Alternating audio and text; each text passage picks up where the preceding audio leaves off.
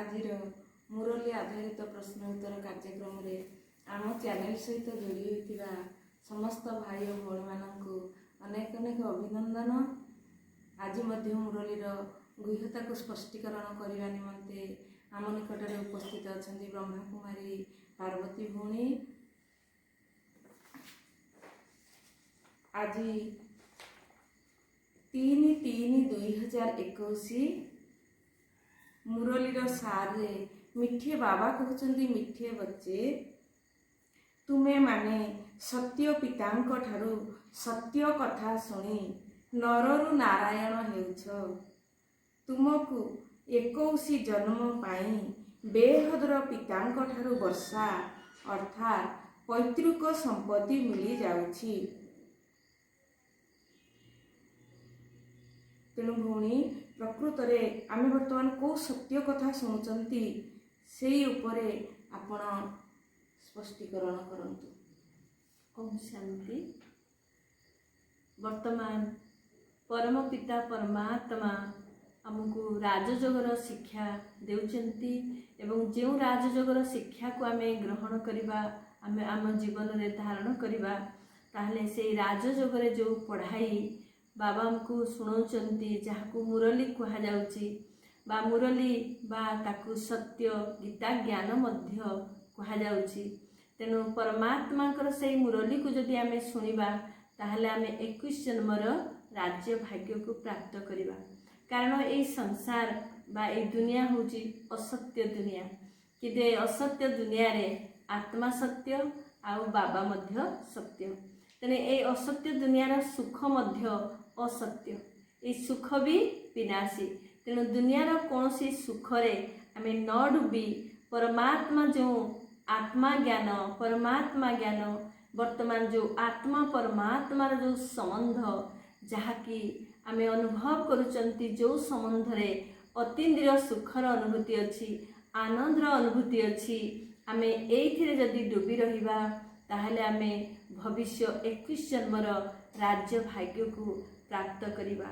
कारण परमात्मा राजयोग विद्या रे आमको कर्मर गहन गतिर ज्ञान मध्य देउचंती एवं ए सृष्टिर आदि मध्य अंतर रहस्य मध्य शुणे दउचंती।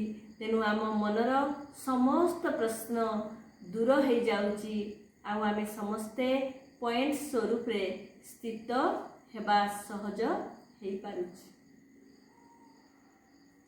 ठीक अच्छे भौणी बाबा आज प्रश्न रे पचारुचंती बाबांकर केउ आज्ञा को पालन करुवा संतान माने ही पारस बुद्धि होई थांती।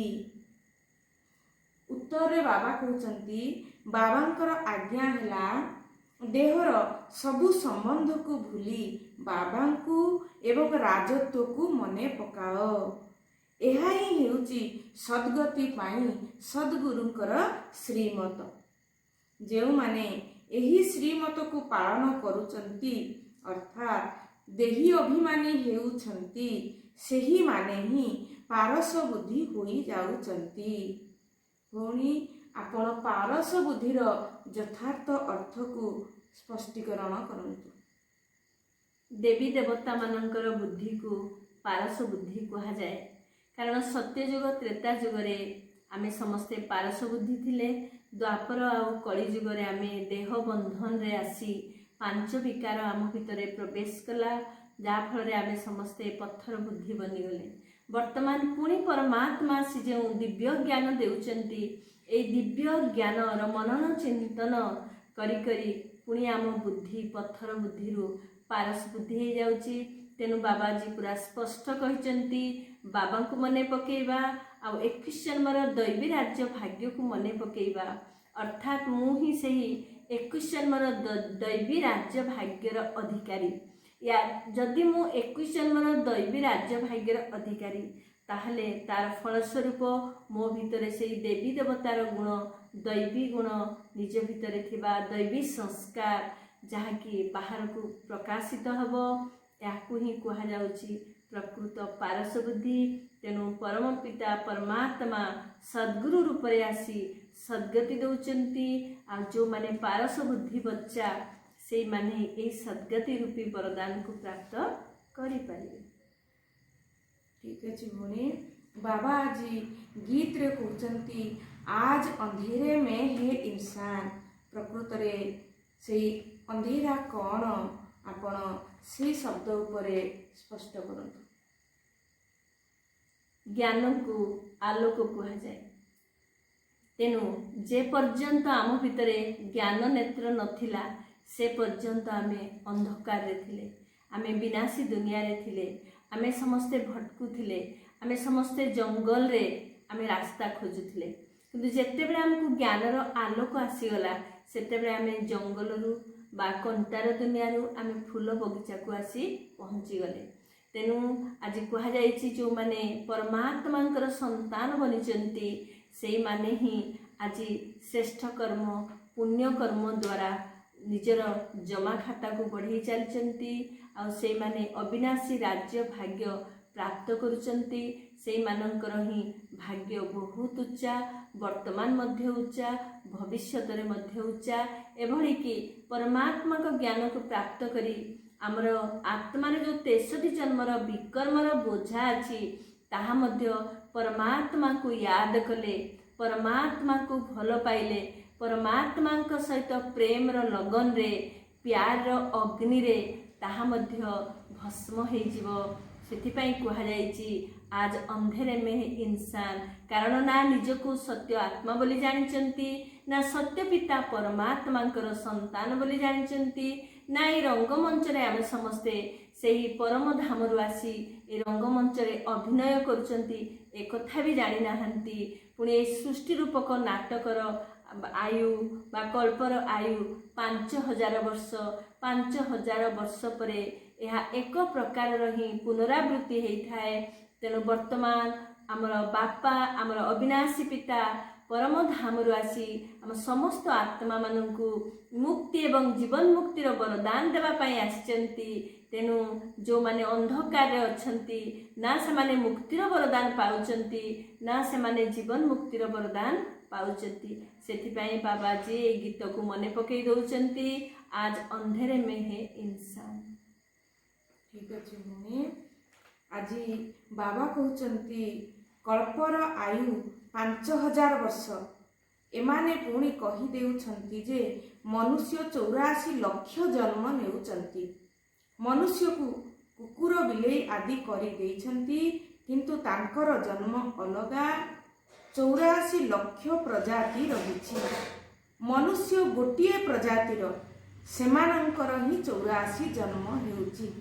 प्रकृत रे भौणी मनुष्य आत्मा आमे किपरि 84 जन्म नेउचंती से ऊपर आपण टिके स्पष्ट करंतु। आज सेइथिपई तो गीत रे अछि आज अंधेरे में है इंसान। आपण माने थरे चिंता करंतु जदि आंब गछर टाकुआरु आंब गछ ही हेइ थाए लिंब मंजीरु केवल लिंब गछ ही हेइ थाए ताहले कहंतु मनुष्यर आत्मा पुणी किभरी कुकुर बा अन्य पशु पक्षी जोनि को आसीबो। तेणु मनुष्यर आत्मा मनुष्य शरीर ही जन्म नहीं थाए कारण आमे देखिचंती केही केही जन्मरु अंधा थांती केही केही जन्मरु रोगा शरीर नहीं जन्म नहीं थांती केही केही जन्मरु बहुत खुशरे बढ़ंती राज दुलारा परि बढ़ंती तो काहाकू जन्मरु गरीब परिवार जन्म होई थांती बहुत दुख कष्ट मध्य होई थाए। तेणु ए सबुर कारण कौन जदि जन्मरु सुख जन्मरु दुख ताहले आमे थरे चिंता करिबा। बाबा मध्य हमको बुझे दउचंती जे हमको जन्म जन्मर बोझ आम आत्मा रे अछि यदि श्रेष्ठ कर्म अछि जन्म जन्म पाई ताहले हमको तार प्रारब्ध वर्तमान सुख मिलुछि जदि भ्रष्ट कर्म बा दुखदायी कर्म आमे करिचंती तार प्रारब्ध स्वरूप ବର୍ତ୍ତମାନ ଆମକୁ ଦୁଃଖ ମିଳୁଛି। ତେଣୁ କେବେ ବି ଏ ମନୁଷ୍ୟର ଆତ୍ମା ପଶୁପକ୍ଷୀ ଜନିରେ ଆସିନଥାଏ। ଯଦି ପଶୁପକ୍ଷୀର ଜନିରେ ଆସିବ ତାହେଲେ କାହିଁକି କୁହାଯାଇଛି ଏଇ ମନୁଷ୍ୟ ଜନ୍ମକୁ ଦୁର୍ଲଭ ଜନ୍ମ କ'ଣ ପାଇଁ କୁହାଯାଇଛି? ଯଦି ୟା ପୂର୍ବରୁ ଜନ୍ମ ଜନ୍ମ ପଶୁପକ୍ଷୀ ଜନିରେ ଆସିଥିଲା, ଏଇ ଜନ୍ମରେ ତାର ବୁଦ୍ଧି ତ ସେଇଭଳି ପଶୁତୁଲ୍ୟ ହୋଇଯାଆନ୍ତା, ତାହେଲେ ସେ କେମିତି ଅନୁଭବ କରିବ? ସେଥିପାଇଁ ପ୍ରକୃତରେ ବର୍ତ୍ତମାନ ସମସ୍ତ ମନୁଷ୍ୟ ଆତ୍ମାମାନଙ୍କୁ ପରମ ପିତା ପରମାତ୍ମା ମନେ ପକାଇ ଦେଉଛନ୍ତି, ହେ ମୋର ସନ୍ତାନମାନେ, ତୁମେମାନେ ସେଇ ମହାନ ଆତ୍ମା, ତୁମେମାନେ ସେଇ ଦେବକୁଳର ଆତ୍ମା। ତେଣୁ ଉଠ, ଜାଗୃତ ହୁଅ, ଏ ଜ୍ଞାନର ଜ୍ୟୋତିର ପ୍ରକାଶ ତିଆରି କର ଏବଂ ନିଜର ଜ୍ୟୋତିକୁ ଜଗେଇ ଜଗତର ଜ୍ୟୋତିକୁ ମଧ୍ୟ ଜଗାଅ। ତେଣୁ ପ୍ରକୃତରେ ଏମିତି ମନୁଷ୍ୟ ଆତ୍ମା ଅତ୍ୟଧିକ, ଯଦି ସବୁଠାରୁ ଅଧିକ କୁହାଯିବ ତାହେଲେ 84 ଜନିରେ ଆସିଥାଏ, ଅର୍ଥାତ୍ 84 ଜନ୍ମ ନେଇଥାଏ। ତେଣୁ ଆଜି ବି ବାବା ମୁରଲୀରେ ମନେ ପକାଇ ଦେଇଛନ୍ତି 84 ଲକ୍ଷ ଜନି କୁହାଯାଇଛି ଶାସ୍ତ୍ରରେ, କିନ୍ତୁ ପ୍ରକୃତରେ 84 ଲକ୍ଷ ଜନିରେ ଆସିନଥାଏ। ପରନ୍ତୁ ବର୍ତ୍ତମାନ ପରମାତ୍ମା ମନେ ପକାଇ ଦେଉଛନ୍ତି, ହେ ମୋର ସନ୍ତାନମାନେ, ତୁମେମାନେ ତୁମର ସେଇ 84 ଜନ୍ମକୁ ଲକ୍ଷ୍ୟ କର। ତ ପ୍ରକୃତ ସେଇ 84 ଜନ୍ମ କିଭଳି ଦେଇଥାଏ ନା ସତ୍ୟ ଯୁଗରେ 12 ଜନ୍ମ, ତ୍ରେତା ଯୁଗରେ ସତ୍ୟ ଯୁଗରେ 8 ଜନ୍ମ, ତ୍ରେତା ଯୁଗରେ 12 ଜନ୍ମ, 12 8 20 ଜନ୍ମ, ସଙ୍ଗମ ଯୁଗରେ ଗୋଟିଏ ଜନ୍ମ, ଏ 21 ଜନ୍ମ, ଯାହାକି ବାବା ଆଜି ମନେ ପକାଇ ଦେଉଛନ୍ତି 21 ଜନ୍ମର ରାଜ୍ୟ ଭାଗ୍ୟକୁ ପ୍ରାପ୍ତ କର। ପୁଣି ଦ୍ୱାପର ଯୁଗ ଏବଂ କଳି ଯୁଗ ମିଶି ପୁଣି 63 ଜନ୍ମ, ଏଇଭଳି 63 ଜନ୍ମର ବୋଝକୁ ମଧ୍ୟ ଆମକୁ ଏବେ ବାବା ସମାପ୍ତ କରିବାର ରାଜ ବି ବତେଇ ଦେଉଛନ୍ତି। ତେଣୁ 84 ଲକ୍ଷ ଜନିରେ ମନୁଷ୍ୟ ଆତ୍ମା ଆସିନଥାଏ।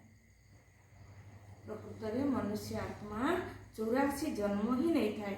ଏ କଥା ଉପରେ ଭଉଣୀ ବହୁତ ସୁନ୍ଦର ଭାବରେ ସ୍ପଷ୍ଟ କରିଲେ। ଆଜି ବରଦାନ ଦେଉଛନ୍ତି ଭଗବାନ କମ୍ପାନୀ ଅର୍ଥାତ୍ ସଙ୍ଗ ଏବଂ କମ୍ପାନିଅନ ଅର୍ଥାତ୍ ସାଥୀର ଯଥାର୍ଥ ଅର୍ଥକୁ ବୁଝି ସାଥୀରେ ରହିବାର ପ୍ରତିଶ୍ରୁତିକୁ ପାଳନ କରୁଥିବା ଶ୍ରେଷ୍ଠ ଭାଗ୍ୟବାନ ଆତ୍ମା ହୁଅ।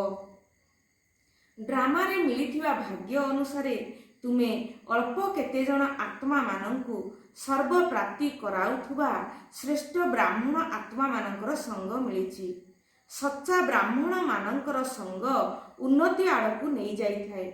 ସେମାନେ କେବେ ହେଲେ ଏଭଳି ସଙ୍ଗ କରିବେ ନାହିଁ ଯେଉଁମାନେ କି ଆଗକୁ ବଢ଼ିବାରେ ବାଧା ସୃଷ୍ଟି କରୁଥିବେ।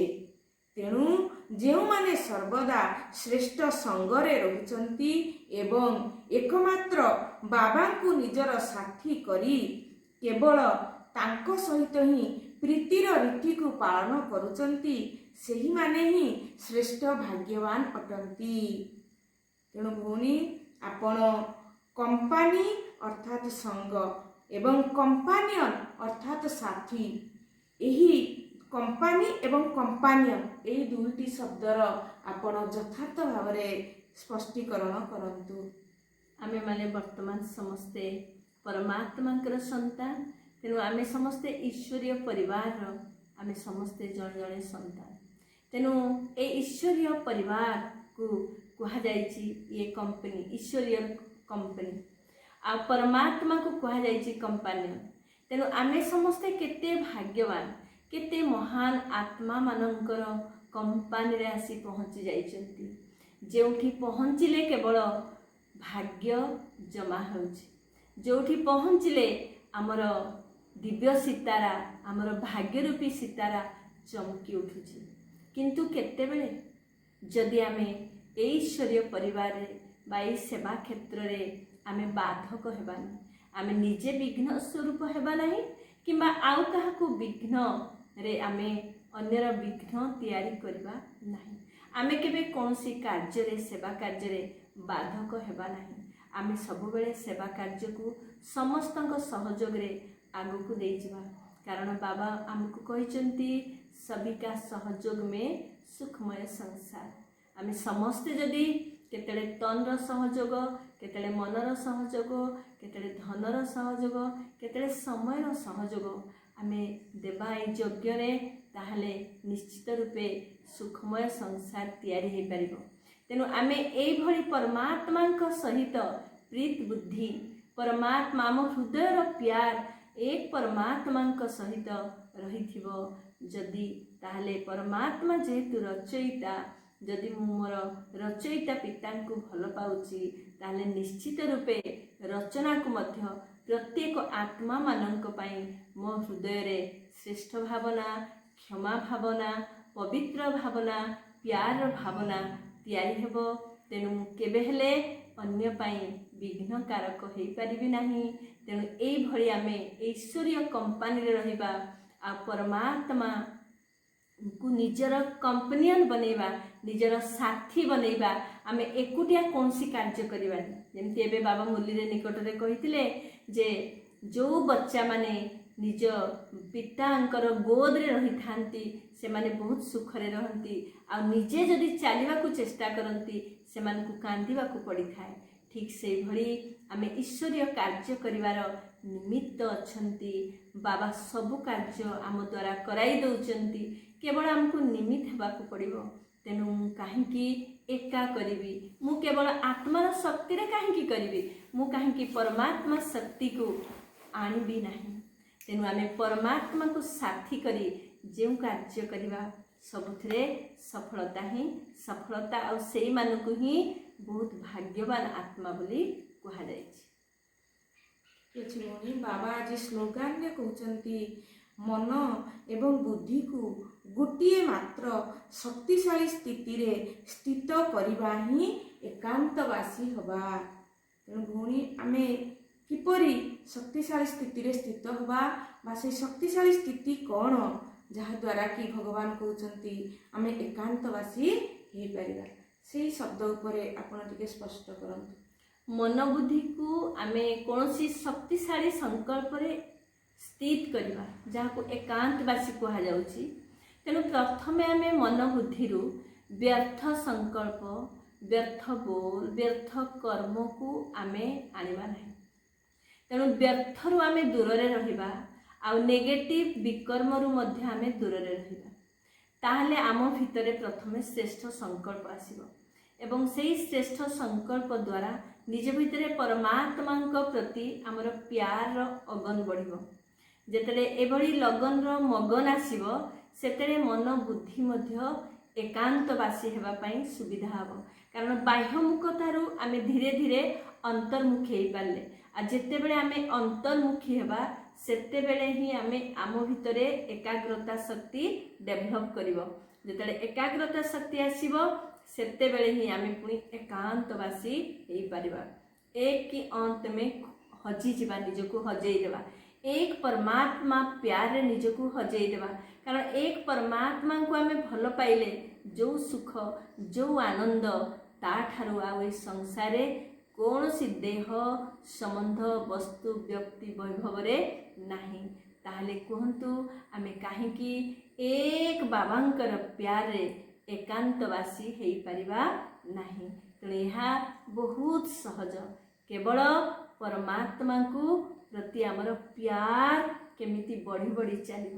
ଆମେ ଏଇ ଜନ୍ମରେ ଯଦି ପରମାତ୍ମା ପ୍ୟାରକୁ ଅନୁଭବ କରିପାରିବା ନାହିଁ, ପରମାତ୍ମାଙ୍କ ସହିତ ଭଲ ପାଇବାର ଯେଉଁ ସମ୍ବନ୍ଧ ତାକୁ ଯଦି ଏଇ ଜନ୍ମରେ ଆମେ ଅନୁଭବ କରିପାରିବା ନାହିଁ, ତାହେଲେ ଆଉ କେବେ ବି କରିପାରିବା ନାହିଁ।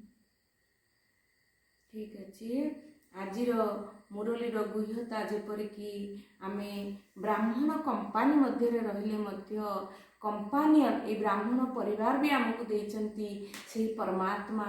ତେଣୁ ପରମାତ୍ମା କମ୍ପାନିଅନକୁ ମଧ୍ୟ ଆମେ କେବେ ଭୁଲିଯିବା ନାହିଁ। ତେଣୁ ଏଇଭଳି କମ୍ପାନୀ ଏବଂ କମ୍ପାନିଅନର ଶବ୍ଦ ଏବଂ ପାରସ ବୁଦ୍ଧି କାହାକୁ କୁହାଯାଏ, ଯିଏକି ବାବା ଏବଂ ବାବାଙ୍କର ସମ୍ପତ୍ତିକୁ ମନେ ପକାଉଛନ୍ତି। ଏଇଭଳି ଗୁହ୍ୟତାକୁ ଭଉଣୀ ଆମ ନିକଟରେ ସ୍ପଷ୍ଟ କରିଥିବାରୁ ତାଙ୍କୁ ଆମ ତରଫରୁ ଧନ୍ୟବାଦ ଜଣାଇ ଆଜିର କାର୍ଯ୍ୟକ୍ରମକୁ ଆମେ ଏଇଠି ରଖୁଛୁ। ପୁଣି ଦେଖାହେବ ଆପଣମାନଙ୍କ ସହିତ ଆଗାମୀ ଅଧ୍ୟାୟରେ। ରହୁଛୁ। ଓମ୍ ଶାନ୍ତି।